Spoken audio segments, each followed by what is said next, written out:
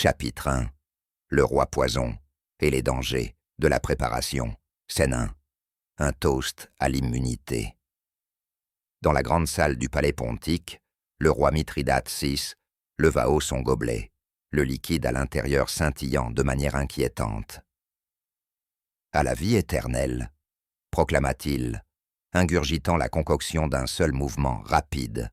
Ses courtisans regardèrent avec admiration et une légère horreur. « Était-ce de l'arsenic » murmura l'un. « Arsenic, ciguë et une pincée de belladone » répondit un autre. Son mélange habituel pour le petit déjeuner. Mithridate était devenu une légende non seulement pour ses batailles contre Rome, mais aussi pour son rituel quotidien d'ingestion de poison, afin de développer une immunité, une pratique désormais connue sous le nom de mithridatisme. Scène 2. Les cobayes royaux. Dans les cachots du palais, les criminels condamnés se retrouvaient partie intégrante des expériences du roi. « Bois ceci », ordonna l'alchimiste royal à un prisonnier tremblant en lui tendant une fiole de liquide inconnu. « Est-ce que ça va me tuer » demanda le prisonnier. « Il n'y a qu'une seule façon de le savoir », répondit l'alchimiste avec entrain. Mithridate observait derrière un rideau, prenant des notes. Intéressant. Note à moi-même. Réduire la ciguë de moitié. Scène 3. Affaire de famille. La paranoïa de Mithridate s'étendait à sa propre famille. « Mère, je ne peux m'empêcher de remarquer que tu as ajouté une nouvelle épice à mes repas, » dit-il en la regardant avec suspicion. « Juste une touche de safran, mon cher, » répondit-elle, innocemment. Safran ou strychnine. Les dîners en famille n'étaient jamais ennuyeux dans le palais pontique. Scène 4. L'ironie. Suprême. Des années plus tard, alors que les forces romaines se rapprochaient, Mithridate décida de mettre fin à ses jours plutôt que d'être capturé. Il prépara son poison le plus puissant, un mélange qu'il avait perfectionné au fil des décennies. « Adieu, monde cruel », déclara-t-il en buvant le mélange. Et puis, rien. Il attendit. Il faisait les 100 pas. Il a fait quelques étirements légers, toujours en vie. Bon sang. Je me suis rendu immunisé à mon propre poison. À la fin, il a dû demander à un soldat loyal de faire le travail avec une épée. Scène 5. Héritage. La mort de Mithridate était le sujet de légende. Un conte de mise en garde contre l'hubris et l'ironie. Son régime quotidien de poison est devenu la base du mithridatisme et son histoire a été racontée pendant des générations. Quant à l'alchimiste royal, il a écrit un rouleau à succès, 100 nains poison et comment survivre à chacun d'eux. Chapitre 2. Des têtes et des dents. Le viking qui a mordu plus qu'il ne pouvait mâcher. La saga commence. Sigurd le puissant, légèrement moins puissant avec le recul. Ah, le 9e siècle, une époque où les hommes étaient des hommes, les haches étaient aiguisées, et l'hygiène personnelle était strictement optionnelle. Notre histoire commence sur les rivages brumeux et battus par le vent des îles Orcades, où un certain comte norvégien, Sigurd Eysteinsson, également connu sous le nom de Sigurd le Puissant, régnait d'une main de fer, avec une barbe massive et la subtilité d'un berserker à un festin de mariage. Sigurd était un homme au goût simple, pillé, dévalisé et posé de manière dramatique contre les couchers de soleil, tout en tenant une épée de la taille d'un petit arbre. Sa bande de guerre, les corbeaux chauves, était une collection hétéroclite de costauds enthousiastes, plus musclés que polis. Ensemble, ils terrorisaient la campagne écossaise, pillant avec enthousiasme, brûlant des choses pour le plaisir, et se lançant parfois dans des débats houleux sur la question de savoir si l'hydromel avait meilleur goût dans des cornes à boire ou des crânes humains. Sigurd était le genre d'homme qui regardait une carte et pensait Ah, oui, les frontières, de simples suggestions. Mais même le viking le plus audacieux a ses rivaux, et ceux de Sigurd prenèrent la forme redoutable de Maelbricht le Dantu, un noble Écossais avec un sourire si incroyablement tordu qu'il pouvait trancher du pain. Maelbricht le Dantu, le Némésis dentaire. Maelbricht n'était pas un homme que l'on qualifierait de beau, selon les standards conventionnels, à moins que votre idée d'un beau gosse n'inclue une rangée de dents qui dépassaient à des angles, suggérant qu'il avait été frappé par un cheval en plein bâillement. Son surnom, Dent de loup, était bien mérité et la source de nombreuses blagues de taverne, principalement dans son dos, car peu osaient le dire en face.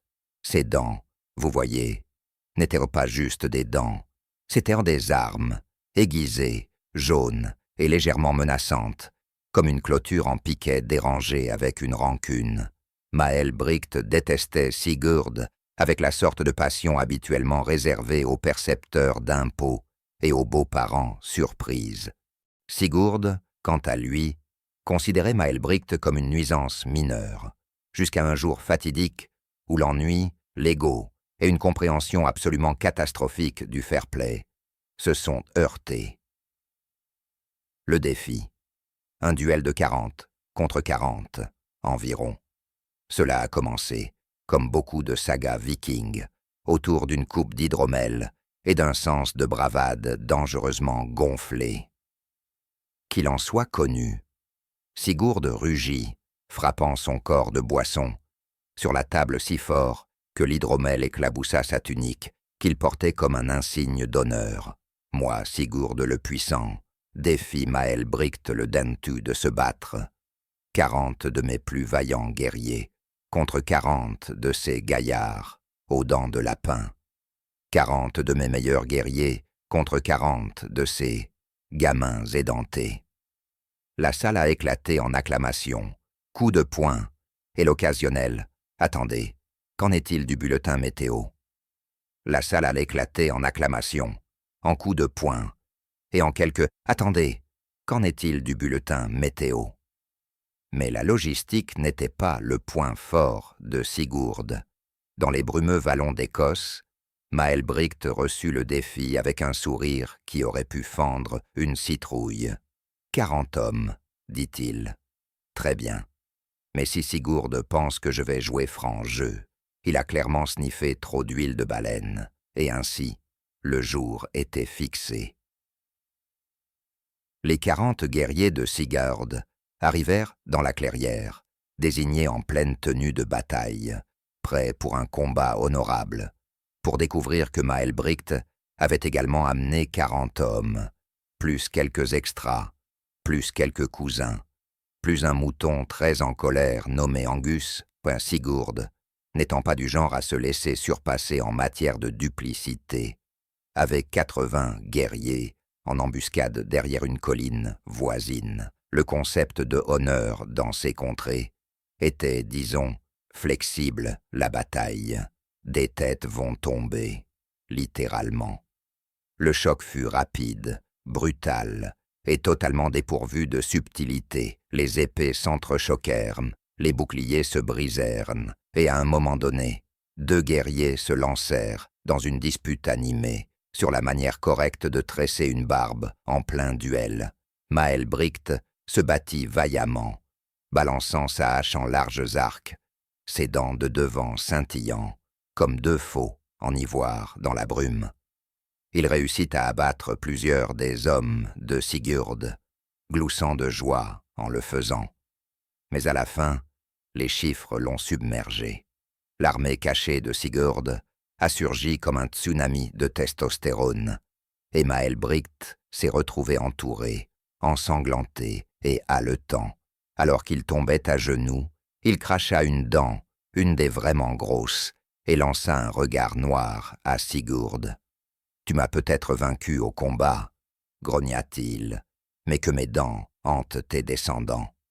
Tu as peut-être eu le dessus sur moi au combat, grogna-t-il, mais que mes dents hantent tes descendants. Sigurd, jamais avare de flair. ordonna que Maelbrigt soit décapité sur le champ. Sigurd, jamais à court d'une occasion de faire preuve de panache, ordonna l'exécution de Maelbrigt sur le champ. Que cela serve de leçon à tous. Sigurd rugit, tenant la tête tranchée en l'air. La bouche de la tête, encore figée dans une grimace, semblait vaguement amusée, comme si elle connaissait un secret que personne d'autre ne savait. Le retour à la maison, un voyage étonnant. Maintenant, c'est ici que les choses ont pris un tournant brusque vers l'absurde. Sigurd, dans un moment de jugement incroyablement mauvais, attacha la tête de Maelbrigt à sa selle comme un trophée. Oui, cher lecteur, l'homme qui venait de vaincre son plus grand rival a décidé qu'il serait une excellente idée de faire pendre la tête décapitée de l'ennemi comme un ornement festif, alors que Sigurd rentrait chez lui à travers les hautes terres humides et rocheuses. La tête de Maelbrigt rebondissait et se balançait, frappant à plusieurs reprises contre le côté de la jambe de Sigurd, comme une maraca grotesque après la bataille. Les dents de la tête, encore remarquablement aiguisées, raclaient et piquaient la cuisse de Sigurd, laissant de petites coupures qui picotaient dans le vent froid. « Bah, bah !» murmura Sigurd, en balayant la tête comme s'il s'agissait d'une mouche agaçante. « Qu'est-ce qu'une petite égratignure? Je suis Sigurd le Puissant. Je ne crains rien. » « Hey, arrête ça, démon dentaire. Arrête ça, démon dentaire. » Mais le mal était fait, mais le mal était fait. Les coupures répétées causées par les célèbres dents de lapin de Maelbrigt s'infectèrent. L'infection s'est installée, vite et furieusement, comme les infections ont tendance à le faire lorsque l'hygiène consiste à s'essuyer les mains sur un mouton mort. La mort de Sigurd le Puissant, une histoire à titre d'avertissement. Au moment où Sigurd atteignit sa salle de banquet, il était fébrile et halluciné. Il délirait à propos de têtes parlantes, de molaires vengeresses, et de la façon dont la lune ressemblait de manière suspecte à une meule de fromage de chèvre. En quelques jours, la plaie est devenue septique.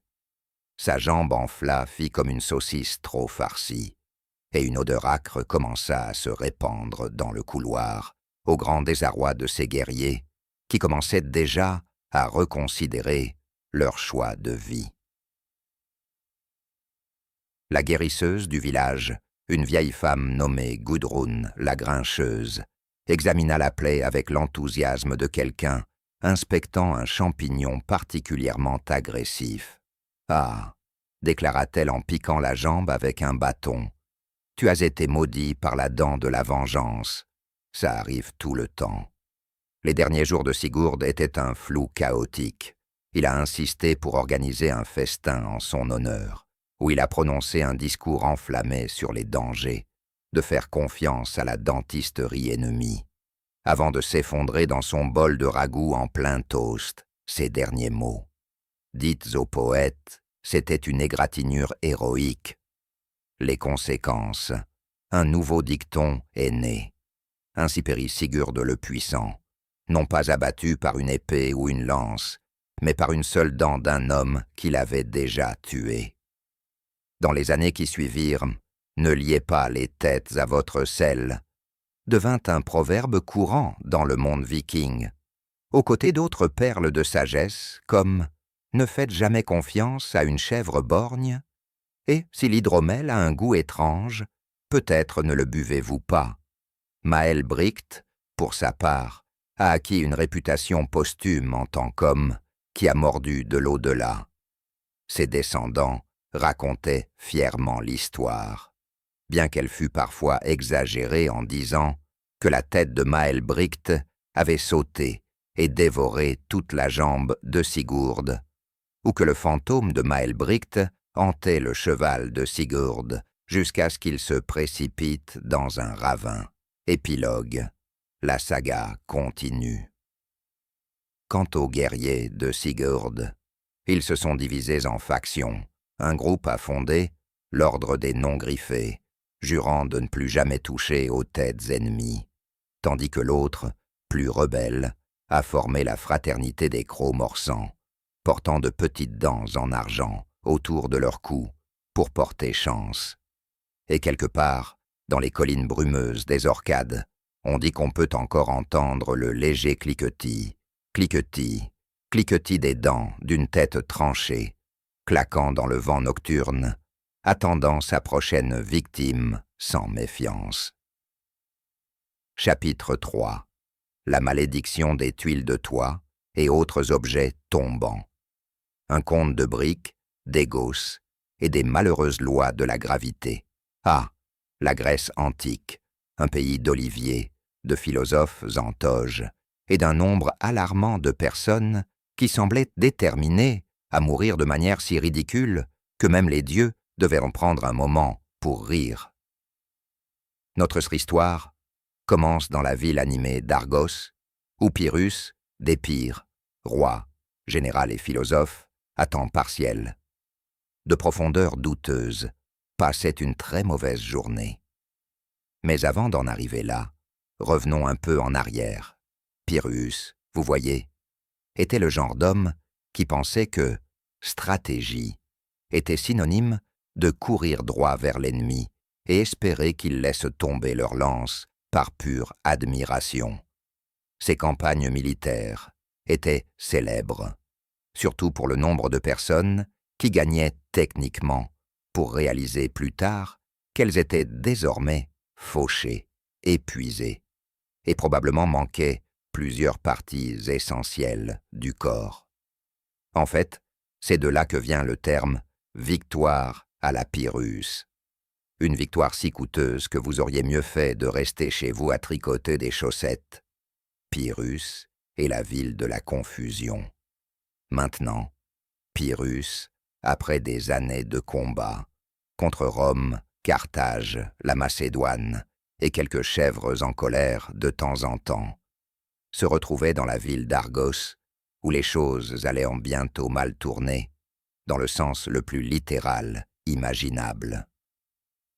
Il était tard dans la nuit, et Pyrrhus avait décidé, contre l'avis de littéralement tout le monde, de mener une attaque furtive dans la ville.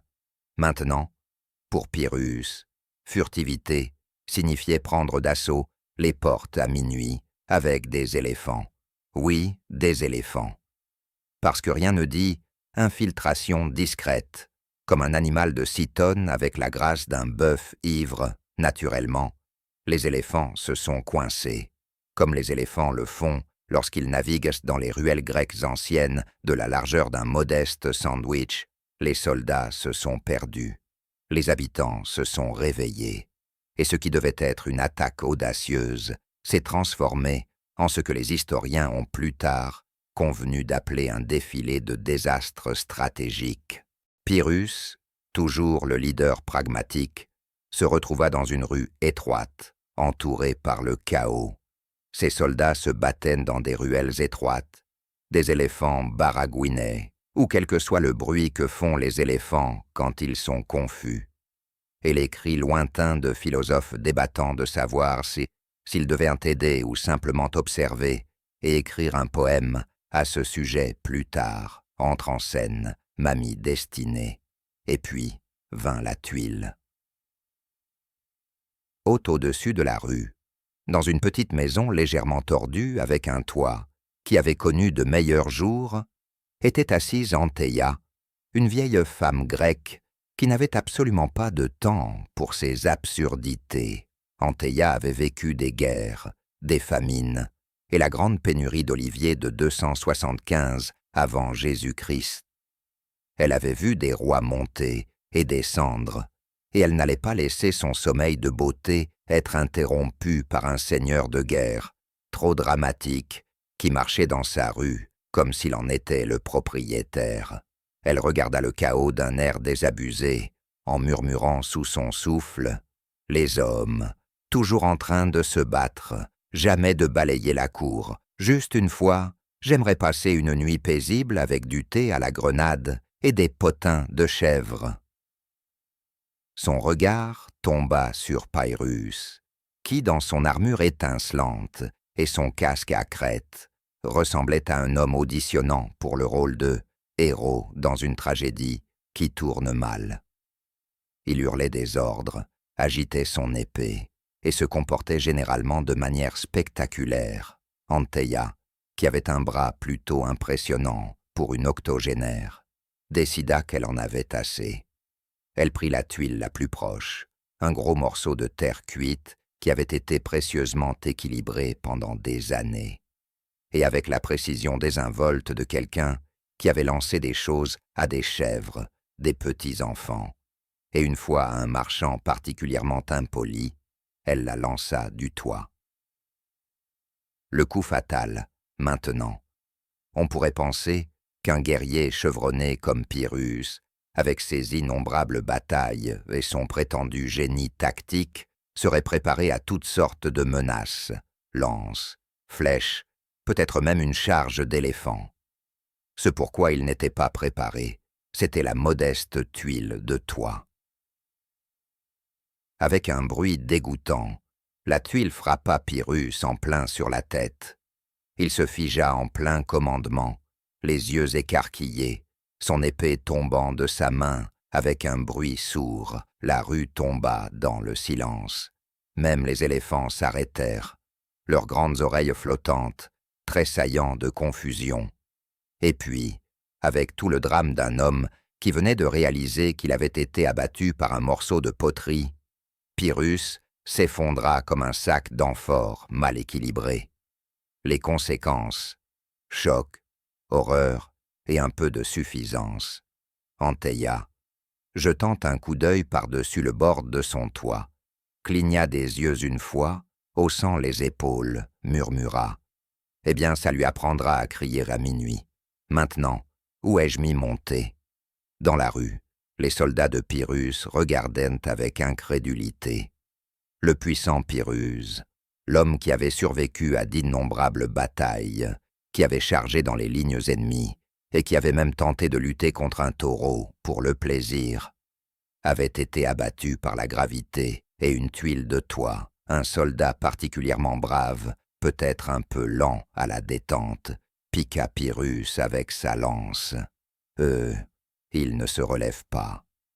Eh bien, évidemment, murmura un autre, il a une tuile incrustée dans le crâne.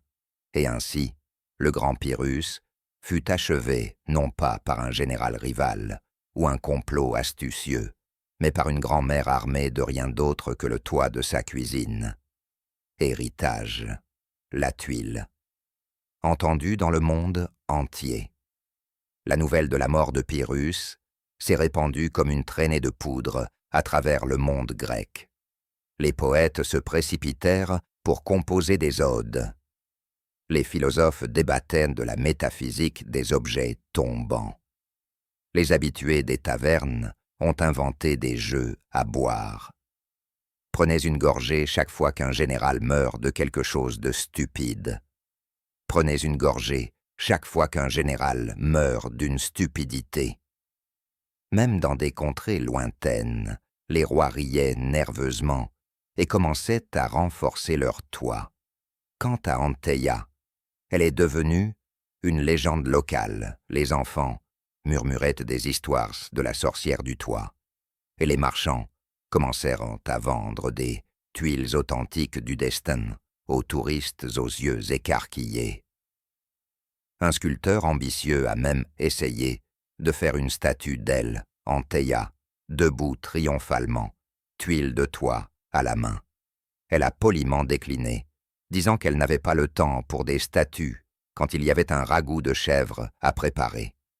Le débat philosophique, destin, gravité et mauvais timing. Bien sûr, les philosophes ne pouvaient pas laisser cela sans examen. À l'agora d'Argos, un débat houleux a fait rage pendant des semaines. Un camp soutenait que c'était le destin, que Pyrrhus était destiné à mourir et que la tuile du toit n'était que l'instrument des dieux. Un autre groupe insistait sur le fait que c'était la gravité, une force naturelle qui se souciait peu de l'hubris. Un troisième groupe, légèrement ivre, a suggéré que c'était une négligence dans l'entretien du toit, et que peut-être le conseil municipal devrait examiner les réglementations appropriées en matière de carrelage. Quelle que soit la cause, la conclusion était claire. Parfois, l'univers aime simplement une bonne blague. Épilogue. La malédiction continue. Des années plus tard, les histoires de la malédiction de la tuile de toit se répandirent à travers la Grèce et au-delà. Les généraux refusaient de marcher dans les rues étroites sans parapluie. Les architectes ont ajouté des renforts anti-carrelage aux bâtiments, et les soldats ont été instruits de regarder en haut ainsi qu'en avant. Cela devint un dicton parmi les sages, et ceux qui avaient une saine peur de l'ironie. Méfiez-vous des petites choses, car elles peuvent abattre les géants. Et donc, chers lecteurs, que cela soit une leçon pour vous. Peu importe la grandeur de vos plans, l'audace de vos conquêtes ou le raffinement de votre armure, vous n'êtes jamais à l'abri de la modeste tuile de toit légèrement lâche. Chapitre 4. L'incident du grand fromage et autres désastres culinaires. Une histoire de souris, d'hommes et des produits laitiers qui ont fait tomber une dynastie. Ah, le Moyen-Âge, quand la valeur d'un homme était mesurée par son épée, sa piété, et combien de meules de fromage il pouvait entasser sans être écrasé sous elle.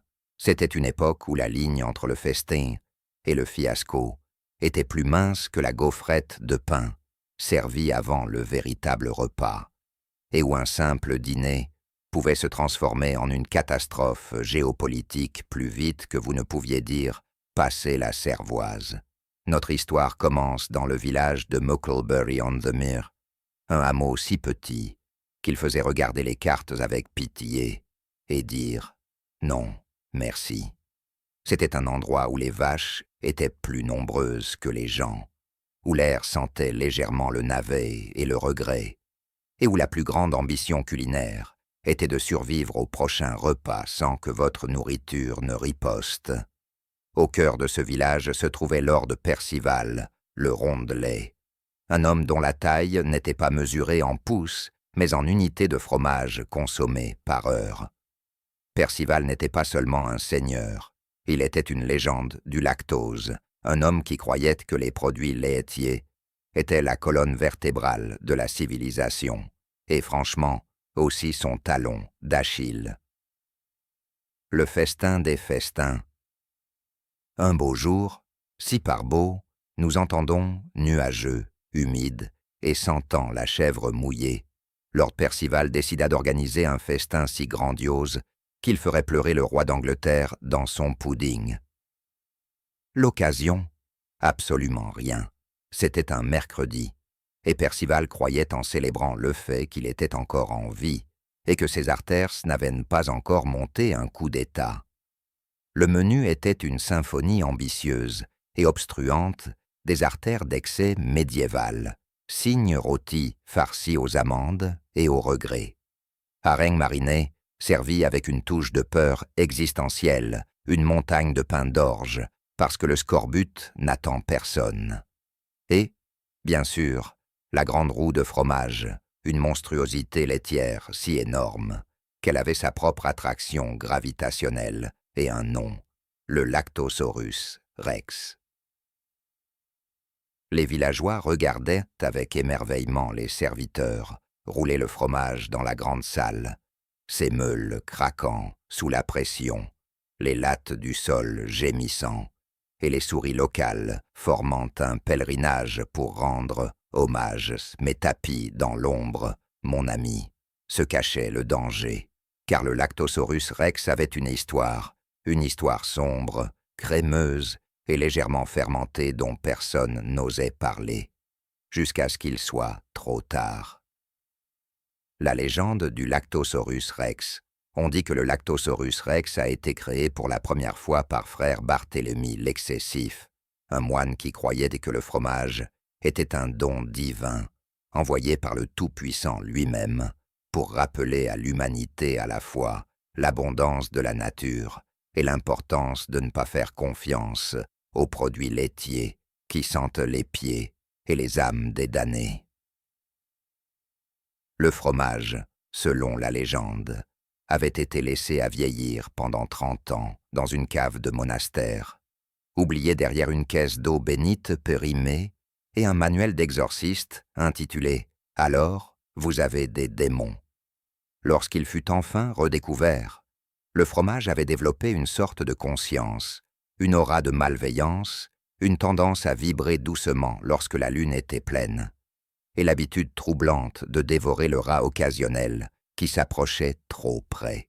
Naturellement, Lord Percival l'avait acheté à prix réduit, raisonnant qu'une bonne affaire était une bonne affaire, et quel était le pire qui puisse arriver avec une meule de fromage de 30 ans d'Advalestan.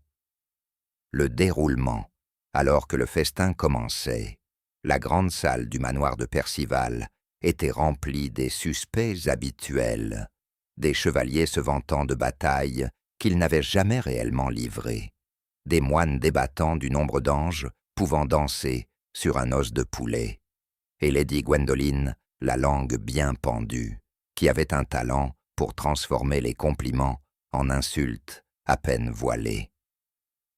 Percival lui-même était assis à la tête de la table, une couronne d'oignons marinés sur la tête.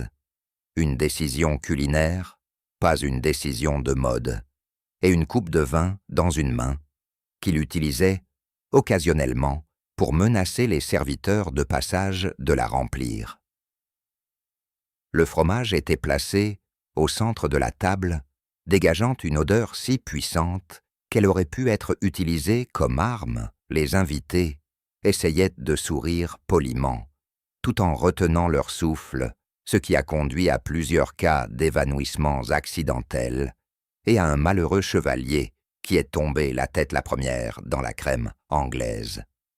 Puis, alors que la première part était coupée, un tremblement, un grondement bas et sinistre qui semblait surgir de la terre elle-même.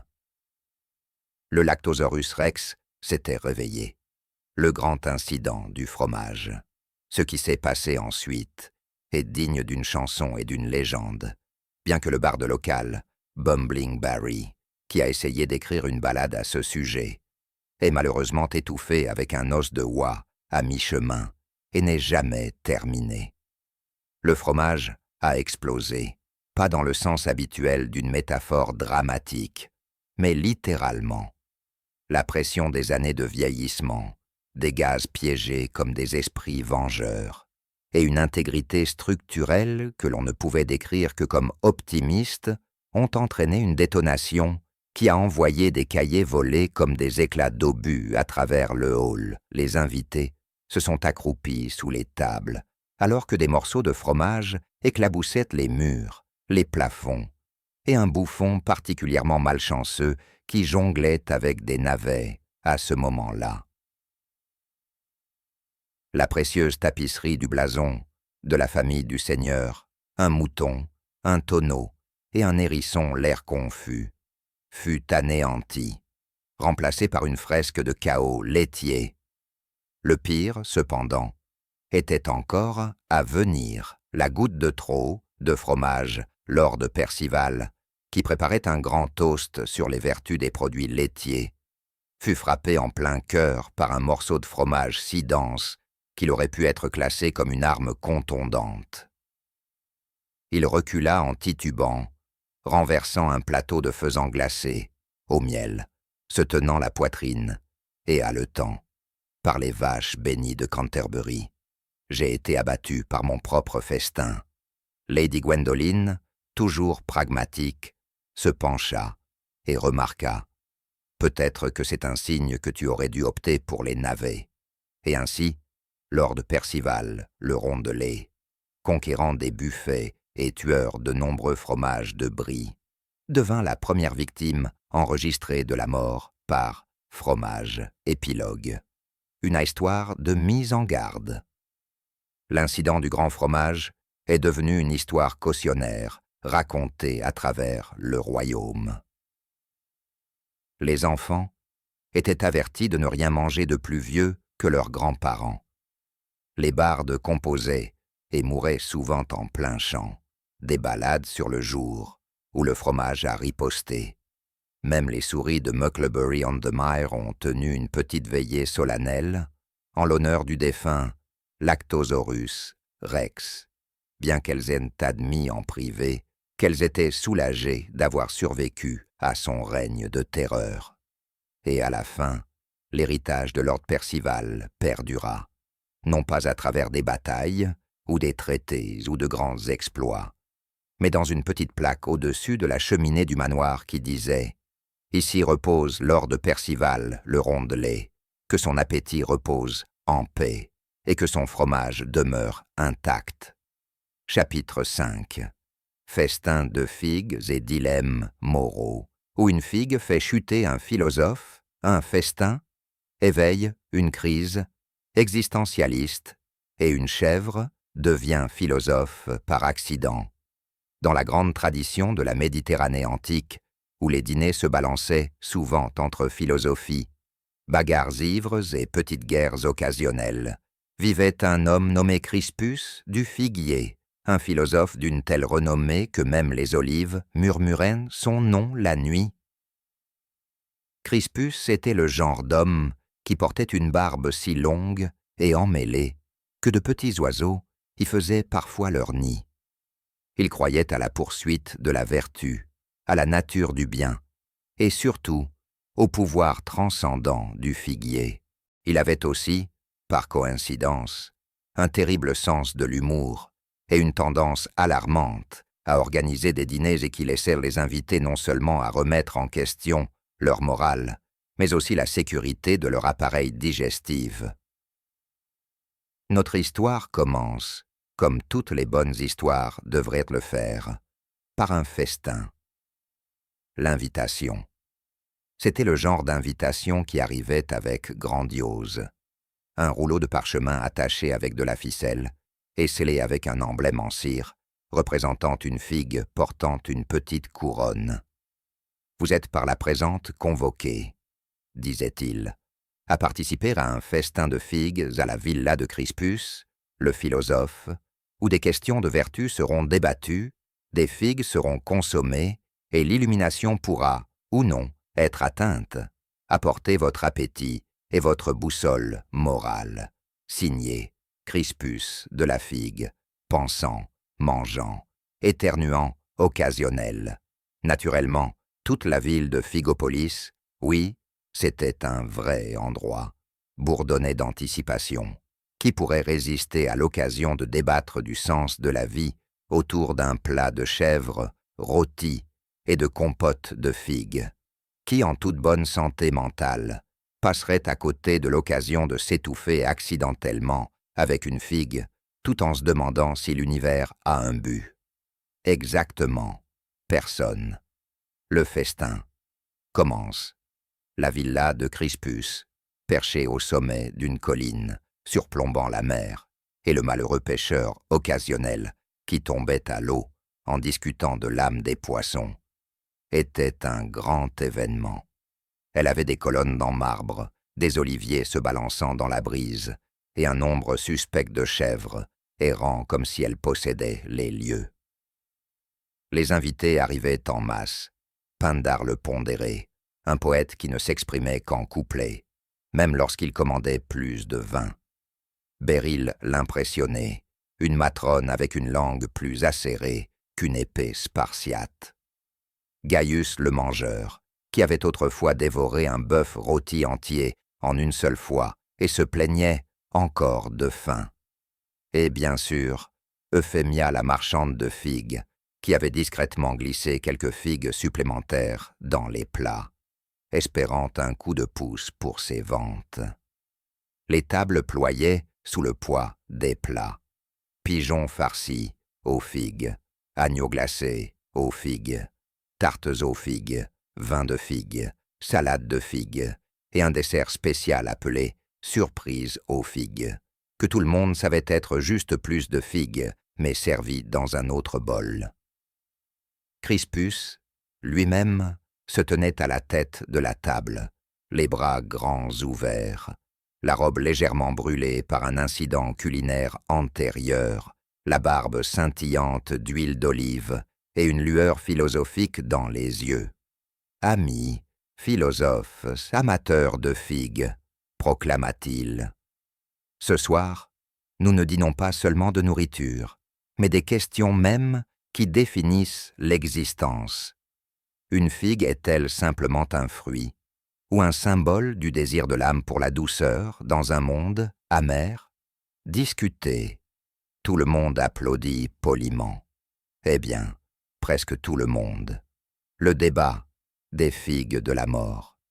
Alors que le vin coulait à flots, et que les figues étaient dévorées avec le zèle d'une chèvre, découvrant du linge laissé sans surveillance, le débat philosophique s'intensifia.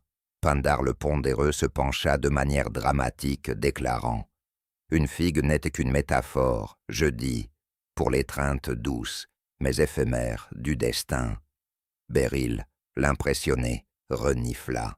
« Une figue est une figue, Pindar. Essaie de le dire sans rimer, je te défie. » Gaius le mangeur, ami boucher, murmura. « Métaphore ou pas, c'est délicieux. Passez le plat. » Crispus, toujours l'hôte, se frotta la barbe et hocha la tête avec sagesse. « Mais si la figue est le destin, alors qui parmi nous ose la mordre? Car en consommant le destin, ne nous consommons-nous pas aussi nous-mêmes ?» À ce moment précis, Béryl, l'impressionné, saisit une figue particulièrement grosse, en prit une bouchée et commença immédiatement à s'étouffer. « Par les dieux !» s'exclama-t-elle en suffoquant, agitant les bras. « La figue, il se défend. Le chaos aille éclater. » Pindar le pondéreux tenta de composer une élégie improvisée, tout en exécutant simultanément la manœuvre de Heimlich, ce qui impliquait plus de poésie que de pression. Gaius, le mangeur, se demandait s'il pourrait finir son assiette si elle ne survivait pas. Euphémia la figuière, le marchand, glissa discrètement un contrat de vente sous la main de Béryl, juste au cas où. Crispus, cependant, observait avec la fascination détachée d'un homme qui venait de réaliser que sa métaphore était désormais un dilemme moral très littéral. « Ah !» réfléchit-il, « n'est-ce pas le destin de tous ceux qui cherchent la douceur de finalement confronter l'amertume de la mortalité ?» Béryl, encore en train d'étouffer, réussit à lui donner une gifle avant de finalement déloger la figue avec un éternuement explosif qui fit tomber un candélabre, mettant le feu à la queue d'une chèvre, ce qui entraîna à son tour la grande ruée des chèvres de Figopolis. Mais nous y reviendrons dans un instant. La crise morale.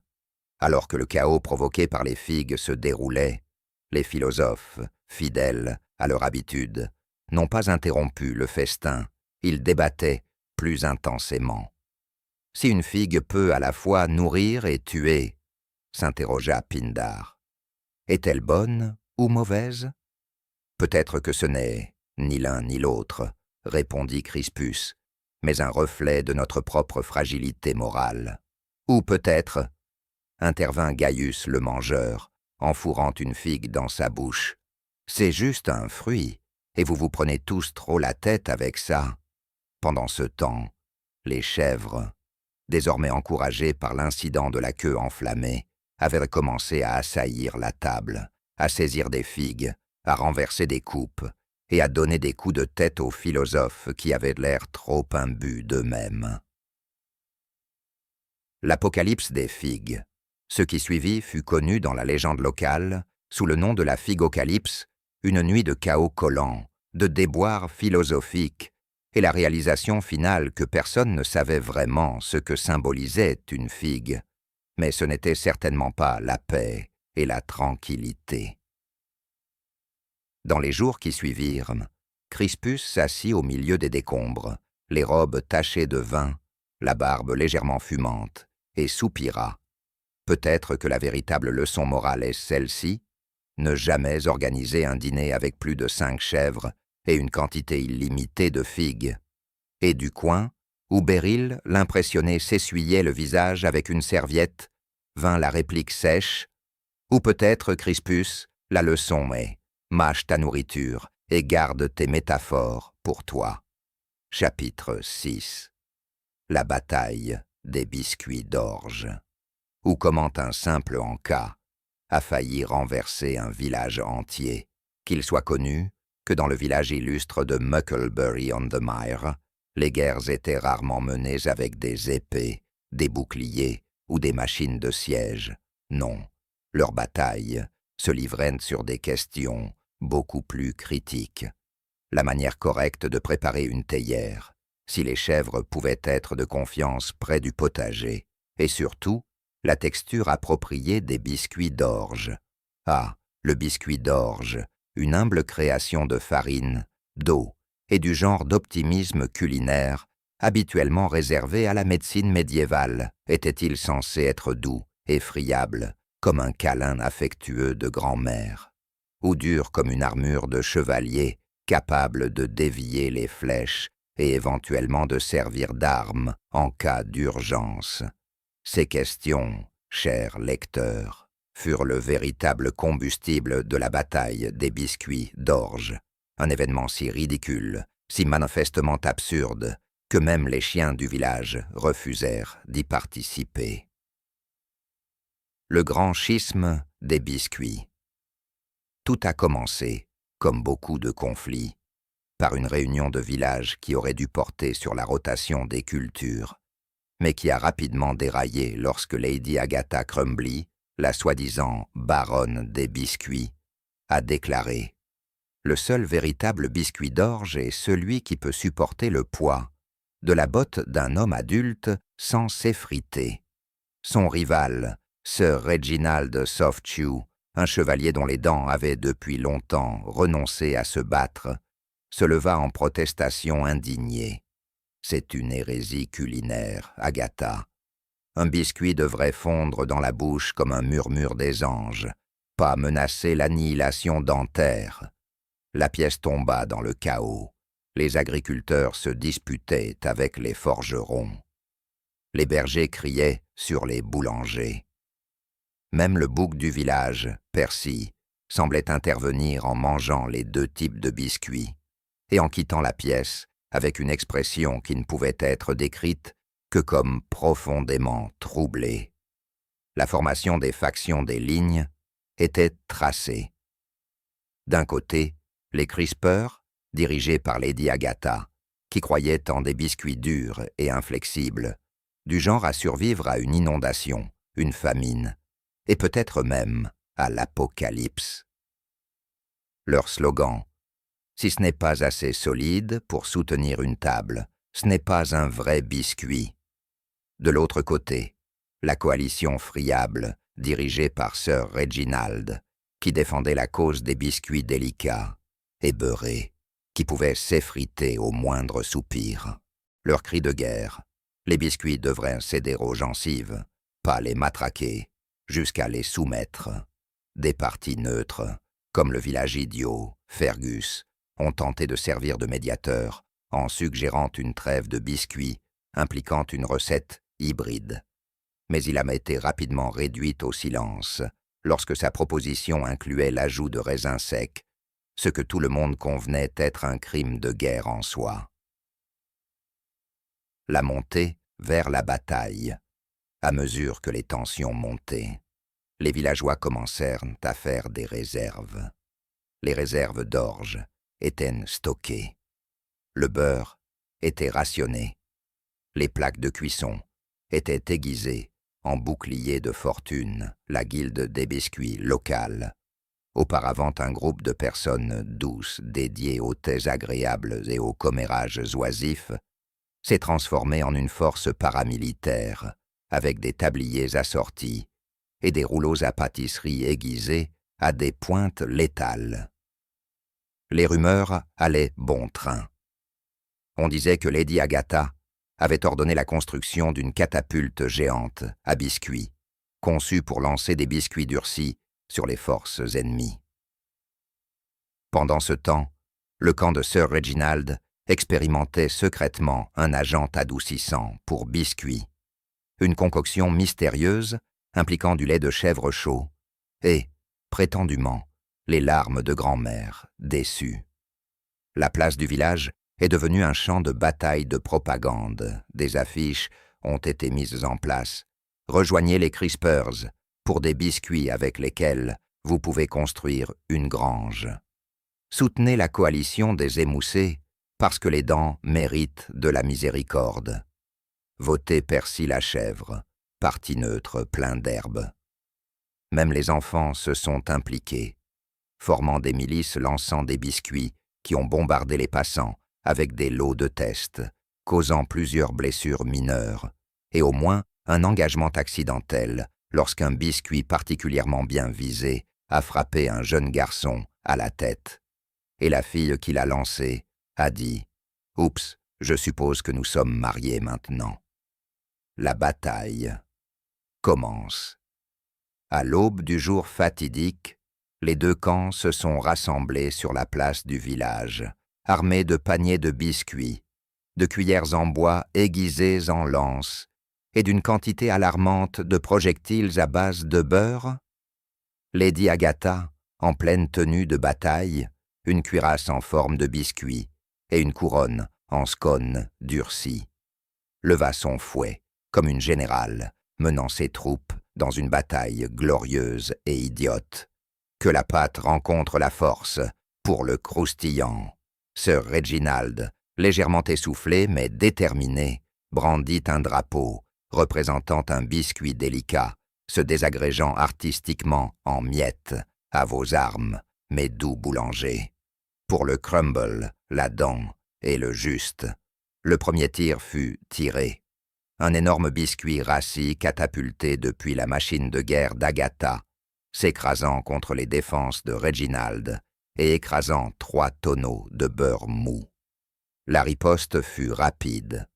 Une pluie de bombes de beurre qui, à l'impact, rendit les troupes de Lady Agatha hilarant de glissantes, résultant en une scène qu'on pourrait décrire comme un sketch de Benny Hill beurré avec plus de cris.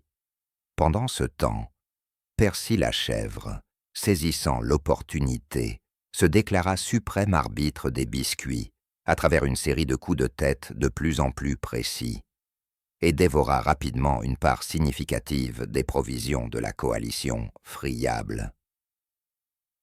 Le tournant.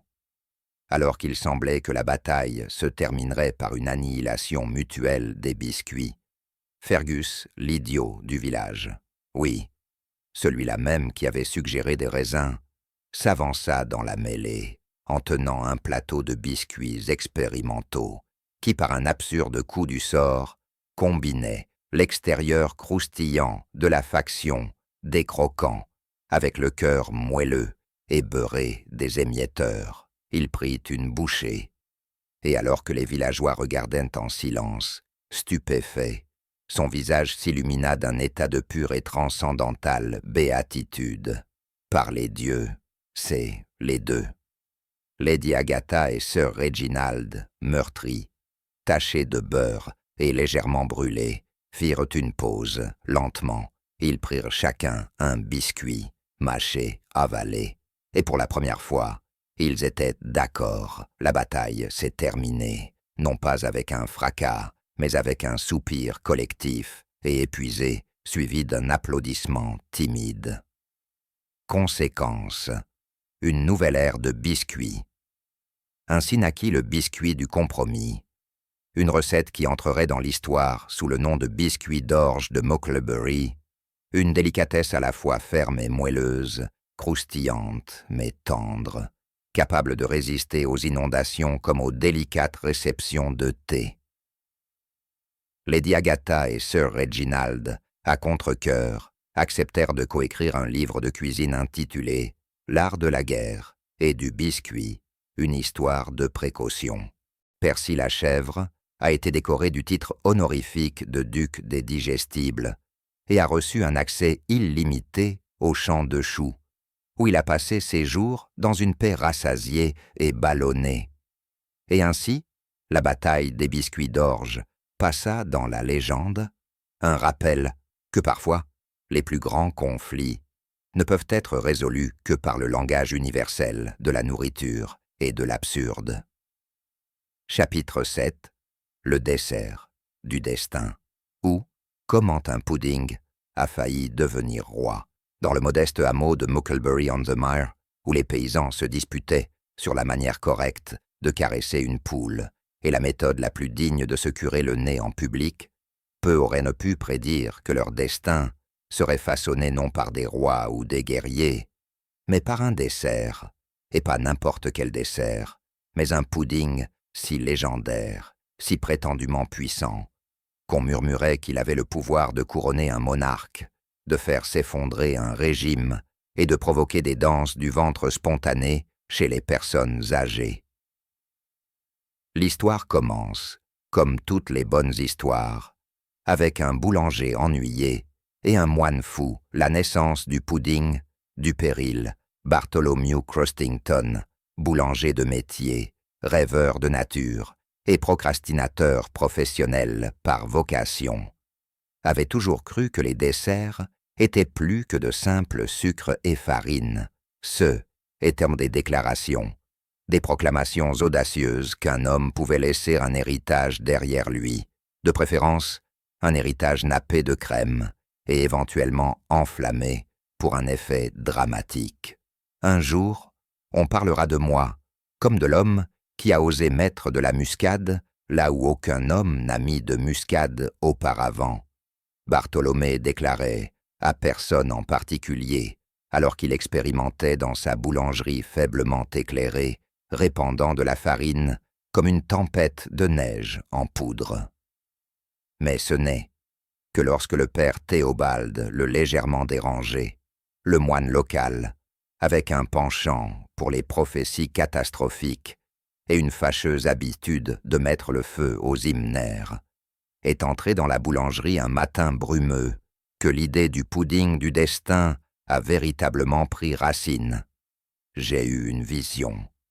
Théobald proclama, ses robes fumant légèrement au bord, un dessert si puissant qu'il unira les factions de cette terre et peut-être causera des indigestions à toute une génération. Ce sera un pudding. Bartholomew, jamais du genre à ignorer un homme en train de fulminer dans son établissement, hocha la tête avec sagesse et griffonna les mots « pudding »,« pouvoir » dans son carnet poussiéreux de farine, les ingrédients du chaos. La recette, naturellement, était impossible. Il fallait 12 œufs, chacun pondu au moment précis d'une éclipse lunaire, du lait d'une chèvre qui avait survécu à une foudre, le zeste d'un citron, cueilli par une religieuse gauchère, une pincée de sel volée sous le couvert de la nuit dans la cuisine du maire, et, le plus controversé, une cuillerée de confiture, faite avec des baies, ramassées sur le site d'un embarras historique. Dans ce cas, la place du village où Fergus, l'idiot, avait un jour confondu une ruche avec un chapeau et déclenché la grande fiasco des piqûres de 07. Bartholomé, indéfectible, rassembla les ingrédients, parfois par persuasion, parfois par vol, et une fois en se déguisant en nonne avec une barbe extrêmement convaincante. Lorsque le pudding fut enfin assemblé, il brillait faiblement. Ça sentait la victoire, le regret, et peut-être une pointe de vieilles bottes. Les villageois, naturellement, étaient terrifiés. La grande révélation du pudding. La nouvelle de l'existence du pudding s'est répandue comme une traînée de poudre. Bientôt, tout le village s'est rassemblé. Au festival annuel de Mucklebury, des traditions contestables, qui comportaient généralement le tournoi de la cuillère et de l'œuf et les cris cérémoniels vers le ciel, pour de bonnes récoltes. Bartholomé, avec un geste qui ferait pleurer un héros royal, dévoila le pudding sur un plat doré, emprunté, sans permission, au presbytère. Des soupirs résonnèrent. Quelqu'un a perdu connaissance. Une poule a spontanément pondu un œuf sous le choc. Voici un, Bartholomé s'écria, le dessert du destin. À ce moment précis, Lord Percival, Pompous, troisième, le noble local, dont l'idée de gouvernance consistait principalement à pointer des choses du doigt et à exiger que quelqu'un d'autre les répare, arriva, les narines enflées. Un pudding, dites-vous? Bah, aucun dessert ne peut me dominer, railla-t-il en avançant pour écraser le pudding avec sa canne. Mais le destin, cher lecteur, a un sens de l'humour. Alors que la canne de Percival touchait le pudding, celui-ci émit un bourdonnement grave et résonnant, et une petite onde de choc de crème anglaise l'envoya voler en arrière dans un tonneau d'oignons au vinaigre. La foule éclata en acclamations. Quelqu'un a commencé à chanter « Vive le pudding ! Le pudding s'élève !» Il ne fallut pas longtemps avant que les villageois, toujours aussi capricieux, ne déclarent le pudding leur nouveau souverain. Ils organisèrent un couronnement impliquant une couronne faite de sucre tordu et de glaçage au beurre. Bartholomew fut déclaré chancelier du pudding, le père Théobald prophète de la cuillère, et Fergus, l'idiot du village, fut, pour des raisons que personne ne pouvait vraiment expliquer, nommé bouffon royal et gardien de la confiture restante. Les lois furent réécrites. Tous les décrets devaient en être émis en vers rimés. Les impôts pouvaient être payés en biscuits ou en marmelade. Tout noble qui parlait mal du pudding devait être bombardé de scones rassis, jusqu'à ce qu'il s'excuse en pentamètre iambique. Pendant une brève et glorieuse quinzaine, Mucklebury-on-the-Mire devint le seul village connu dans l'histoire régi par un dessert.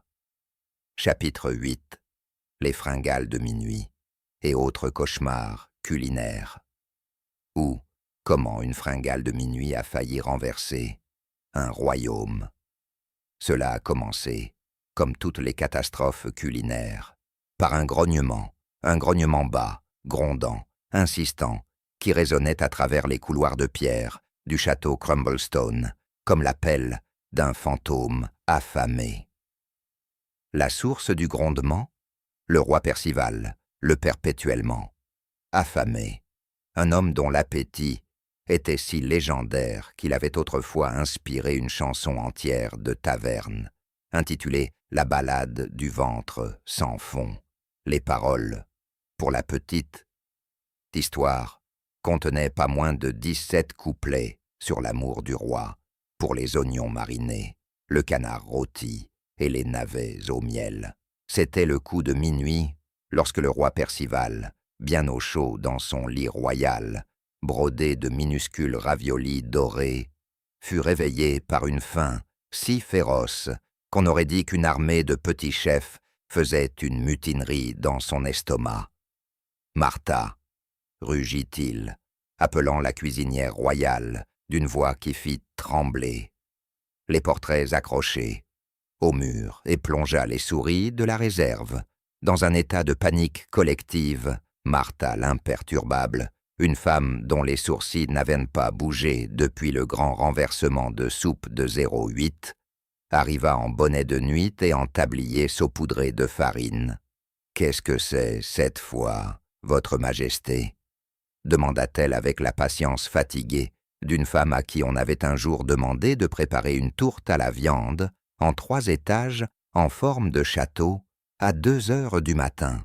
« J'ai besoin, point de quelque chose », grogna le roi de manière dramatique en se tenant le ventre. « Quelque chose de sucré, quelque chose de salé, quelque chose qui a le goût du triomphe et du regret mélangés ensemble. » Martha soupira. Elle connaissait ce ton. Ce n'était pas une simple envie de grignoter. C'était une crise de fringale de minuit, une urgence royale capable de faire tomber des gouvernements et de mettre en faillite des fromagers entiers. L'assemblée du conseil culinaire. En quelques instants, tout le conseil culinaire fut réveillé. Sir Gruffington, le chevalier Gruyère, défenseur des produits laitiers, armé d'une meule de fromage et d'une meule à la boussole morale, douteuse, Dame Pénélope Pudding-Bottom, la principale experte du royaume en crèmes et desserts gélifiés. Lord Crispin Crumsworth, le boulanger du village, célèbre pour ses scones durs comme la pierre et ses expériences douteuses en guerre de levure. Et, traîné à contre-cœur du cellier, Nigel le chuchoteur de Cornichon, un homme dont le seul but dans la vie était de fermenter des choses et d'effrayer occasionnellement les enfants. Ensemble, ils se tenaient devant le roi dans une scène qui ressemblait à un épisode culinaire d'un drame judiciaire. « Mes seigneurs, mesdames », annonça le roi Percival, les mains sur ses hanches généreuses, « j'exige point un encas, mais pas n'importe quel encas. Je cherche le snack des dieux, une création si délicieuse qu'elle sera mémorable longtemps après ma mort, inévitable due à la surconsommation. Allez-y, et créez, ou je vous en conjure, je déclarerai la guerre à la France par pure faim. » Le conseil culinaire, familier avec la tendance du roi, a déclaré des guerres pour des repas, s'est précipité à l'action. Le grand snack de minuit. Les cuisines du château sont devenues un champ de bataille. Les casseroles s'entrechoquaient, la farine a explosé, le beurre a été lancé comme des boulets de canon. Sir Gruffington a tenté de construire une tour de Babel en fromage, qui s'est malheureusement effondrée sous son propre poids fondant, écrasant une petite table et, selon les rumeurs, peut-être un chat. Le chat est ensuite apparu, légèrement en fromage mais sinon indemne. Dame Pénélope a dévoilé un pudding de l'ambition, une crème anglaise si tremblotante qu'elle vibrait de rage sentiente et devait être maintenue avec des cordes. Lord Crispin Crumsworth, toujours l'innovateur, a présenté sa dernière création, le Barley Biscuit Revenger, qui a brisé un plateau de service à l'impact et causé 3 légères commotions cérébrales. Nigel le chuchoteur de Cornichon, fidèle à lui-même, a contribué avec du hareng mariné dans une couverture de désespoir dont l'odeur était si profondément offensante qu'elle a fait s'évanouir Sir Gruffington et lui a brièvement fait halluciner sa grand-mère, la dégustation catastrophique. Alors que l'horloge sonnait 2 heures du matin, le conseil culinaire dévoila ses concoctions devant le roi. Le pudding tremblait de manière menaçante. La tour de fromage s'affaissa tristement. Le hareng mariné étincelait de manière inquiétante. Le roi Percival, déterminé à trouver le snack du destin, les goûta tous. Il mordit dans le pudding, qui se mit à vibrer avec une force qui faillit lui déboîter la mâchoire. Il a tenté de couper une tranche de la tour de fromage et a immédiatement perdu 2 molaires. Il a grignoté le hareng mariné et a immédiatement remis en question ses choix de vie, émettant un bruit que l'on pourrait décrire comme le son qu'une oie pourrait faire en rencontrant soudainement une anguille vivante. C'était, en tout point, une catastrophe culinaire.